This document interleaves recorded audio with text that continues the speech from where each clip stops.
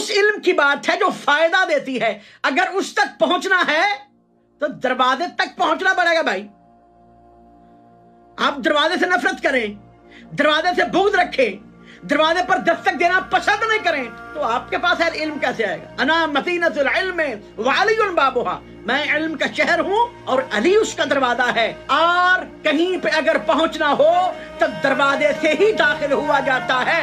अच्छा, एक नोट, छोटी सी बात अर्ज कर दूं, इससे आगे हदीस बढ़ाई जाती है। वह अबू बकर सतहुहा व उमर जदारुहा, ये मौजू है, ये घड़ी गई है, इससे आगे इसको घड़ा गया। जो कहे इस बात पर, सबसे मैं कह रहा हूँ, मैंने एक दो लाइव पे सुना कुछ हफ्ते पहले कि एक जिम्मेदार शख्स ने कह दिया, नज़्मुल बलागा में लिखा, खुदा का वास्ता है आपको यार, कुछ भी, यानी कोई आप कहीं पे सुन ले कोई बयान कर रहा है और आप कह देंगे बगैर तहकीक किए, ये आप कैसे कह सकते हैं? हदीस बस इतनी है, उलमाए अहले सुन्नत जितने भी बड़े हैं सब ने कहा हदीस बस इतनी है, अना मदीनतुल इल्म व अलीयुन बाबुहा। इससे आगे जो इजाफा किया गया है वो बनु उमैया की फैक्ट्रियों में किया गया, जहाँ पे इनाम दिया जाता था कि तुम फजीलत बयान करो फलां की, हम पैसा देंगे, तो पैसे दिए जाते थे और हर दौर में दिए जाते हैं। हर बादशाह अपनी मर्जी की तारीख लिखवाता है, हर डिक्टेटर, हर बादशाह अपनी मर्जी के, अपने फायदे के कानून बनाता है। ये अकली सी बात है भाई, होता है ऐसे। अगर कोई आ गया और उसका आना नहीं बनता था,